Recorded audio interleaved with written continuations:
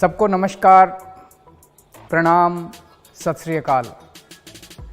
Hello नमस्कार दोस्तों, दिल्ली के प्रादेशिक समाचार के स्टूडियो में आप सभी का बहुत बहुत स्वागत है। दोस्तों यहाँ पर आपको देखने को मिलेगा दिल्ली से जुड़ी सारी बड़ी खबरें, मुख्य समाचार, ब्रेकिंग न्यूज अपडेट के रूप में, इसलिए वीडियो को शुरू से अंत तक जरूर देखिएगा।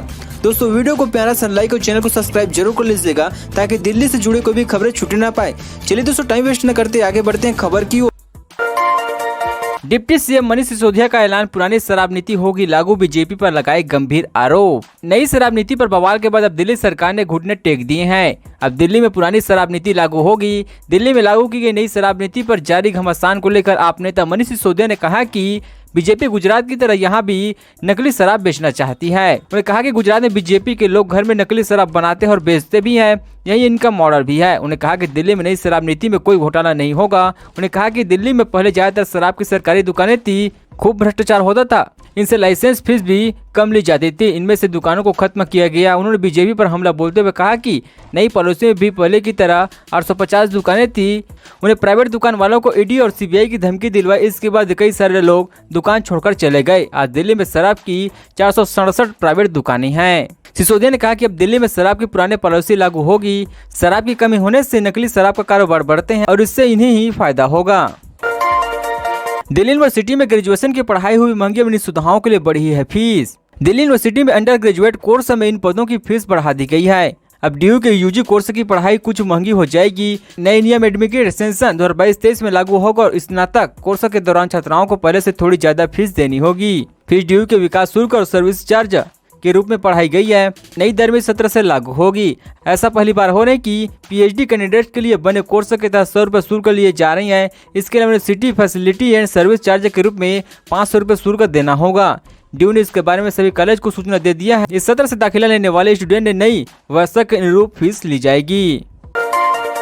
दिल्ली में बारिश के बाद प्रहलादपुर अंडरपास में भरा पानी, लोगों ने बैलगाड़ी से किया पार। देश की राजधानी दिल्ली में थोड़ी सी बारिश के बाद ही सड़कें लबालब हो जाती है और जलभराव की समस्या देखने को मिलती है। चाहे छोटे रास्ते हो या फिर कोई बड़ी सड़कें, जगह जगह जलभराव की समस्या खड़ी हो जाती है। इसके बाद सड़कों पर ट्रैफिक को नजर आते ही है, साथ ही वाहनों की आवाजाही भी प्रभावित होती है। सड़कों पर पानी भर जाने के कारण लोगों को आने जाने में काफी परेशानी भी होती है। ऐसा ही नजारा शुक्रवार को हुई बारिश के बाद देखने को मिला, जब दक्षिण दिल्ली स्थित प्रहलादपुर अंडरपास के नीचे बारिश के बाद पानी भर गया। इसके बाद अंडरपास पार करने के लिए लोग बैलगाड़ी का सहारा लेते हुए नजर आए हैं। बारिश के बाद प्रहलादपुर अंडरपास के नीचे 4 से 5 फीट तक पानी भर गया, जिसके कारण वाहनों की आवाजाही पूरी तरह से प्रभावित हो गई।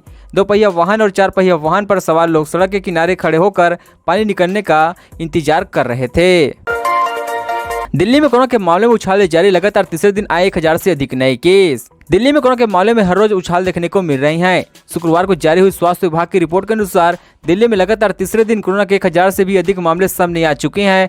इसी रिपोर्ट के अनुसार पिछले 24 घंटों में कोरोना के 1245 नए केस दर्ज हुए हैं और एक मरीज की हताहत हुई है। इसके साथ ही 926 लोगों ने कोरोना को मात दिया। इस समय दिल्ली में कोरोना के 3844 एक्टिव केस है। गुरुवार को दिल्ली में कोरोना के 1128 केस दर्ज हुए थे, जबकि बुधवार को दिल्ली में 1066 केस आए हुए थे। दिल्ली सरकार के स्वास्थ्य विभाग के हेल्थ बुलेटिन के अनुसार राजधानी पिछले 24 घंटों में 16,924 टेस्ट हुए, जिसमें से 736 पॉजिटिव दर के साथ 1245 कोरोना पॉजिटिव निकले हैं। वहीं एक मरीज की जान चली गई है। 926 मरीज कोरोना से ठीक भी हुए हैं। इस समय दिल्ली में 2355 कोरोना से संक्रमित मरीजों होम आइसोलेशन में हैं और 244 मरीज अस्पताल में भर्ती बताए जा रहे हैं। राजस्थानी गुजराती वाले विवादित बयान पर राज्यपाल भगत सिंह कोश्यारी ने दी सफाई, बीजेपी नेता ने किया विरोध। पिछले काफी दिनों से शांत पड़ी महाराष्ट्र की राजनीति में फिर से हलचल तेज हो गई है। महाराष्ट्र के राज्यपाल भगत सिंह कोश्यारी के बयान के बाद यहां उनका विरोध शुरू हो चुका है। इस पर उनकी सफाई भी सामने आने लगी है। सफाई देते हुए उन्होंने कहा कि मुंबई महाराष्ट्र का गौरव है, यह देश की आर्थिक राजधानी भी है। मुझे गर्व है कि मुझे छत्रपति शिवाजी महाराज और मराठी जनता की इस धरती पर राज्यपाल के रूप में सेवा देने का अवसर मिला है। इस वर्ष मैं बहुत ही कम समय में मराठी भाषा सीखने की कोशिश की है। उन्होंने आगे कहा कि कल राजस्थानी समाज के कार्यक्रम में मैंने जो बयान दिया उसमें मेरा मराठी आदमी को कम करके आंकने का कोई इरादा नहीं था। मैंने केवल गुजराती और राजस्थानी मंडलों द्वारा पेश किए गए योगदान पर बात की है। मराठी लोगों ने मेहनत कर महाराष्ट्र का निर्माण किया, इसलिए आज कई मराठी उद्यमी प्रसिद्ध है। वे न केवल महाराष्ट्र के बल्कि भारत में और पूरी दुनिया में मराठी का झंडा बड़े पैमाने पर लहराते हैं। इसलिए मराठी लोगों के योगदान को कम करके आंकने का सवाल ही नहीं उठता है। पार्थो चटर्जी को कस्टडी में रखना, ईडी को पड़ रहे हैं भारी, नहाने और खाने के लिए किए जा रहे हैं खास इंतजाम। पश्चिम बंगाल में शिक्षक भर्ती घोटाला मामले में टीएमसी नेता पार्थ चटर्जी को गिरफ्तार किया गया है। ईडी ने उनकी करीबी अर्पिता मुखर्जी के घर से करोड़ों रुपए कैश बरामद किया है, जिसके बाद चटर्जी की गिरफ्तारी हुई। फिलहाल ईडी उनसे कस्टडी में लेकर पूछताछ कर रही है। लेकिन अब पार्थ चटर्जी का नहाना ईडी के लिए समस्या बन चुका है, जिसके कारण पार्थ चटर्जी का वजन बताई जा रही है।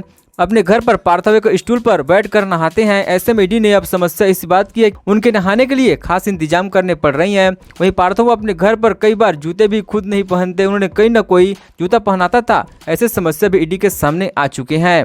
पार्थ चटर्जी को वजन की समस्या हमेशा से रही है। उन्हें ज्यादा देर तक चलने में या सीढ़ियां चढ़ने में भी समस्या होती रहती है।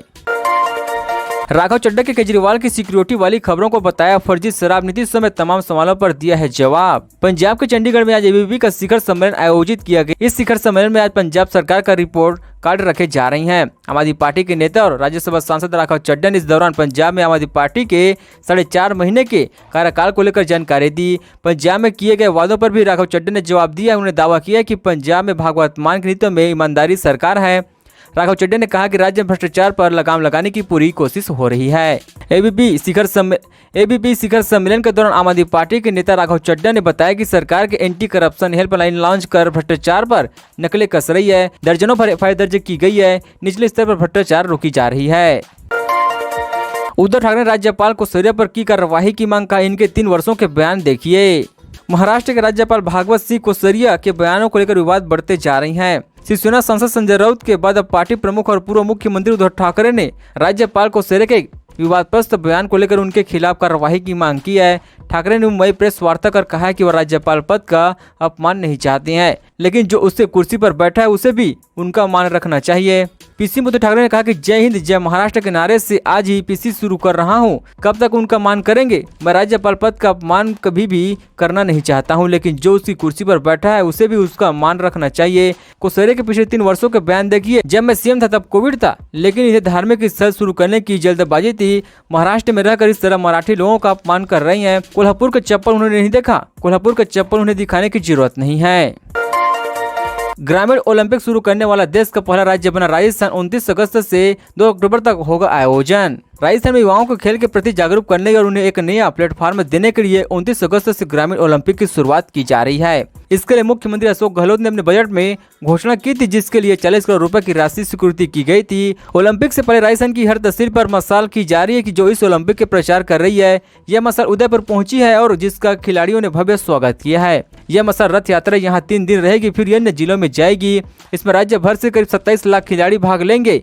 यह प्रतियोगिता 11,341 ग्राम पंचायत 352 ब्लॉक में होगी, जिसमें kabaddi, volleyball, tennis ball, cricket, kho kho और हॉकी प्रतियोगिताएं आयोजित की जाएगी।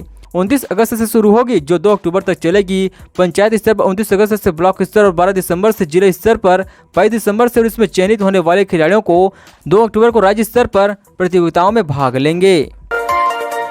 बीजेपी को सिंगरौली के गढ़ में तगड़ा झटका। कांग्रेस प्रत्याशी सोमनाथ सिंह ने जीता जिला पंचायत अध्यक्ष का चुनाव।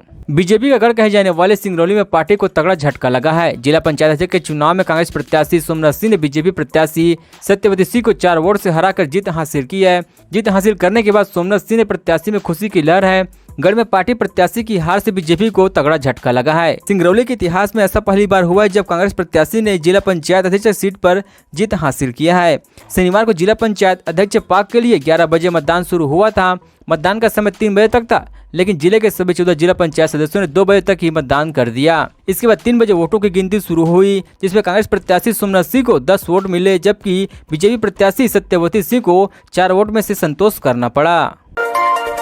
क्लासरूम में आराम फरमाते दिखे टीचर। हाजीपुर से सरकारी स्कूल का वीडियो आया सामने, कहा तबीयत खराब था इसलिए सो गए।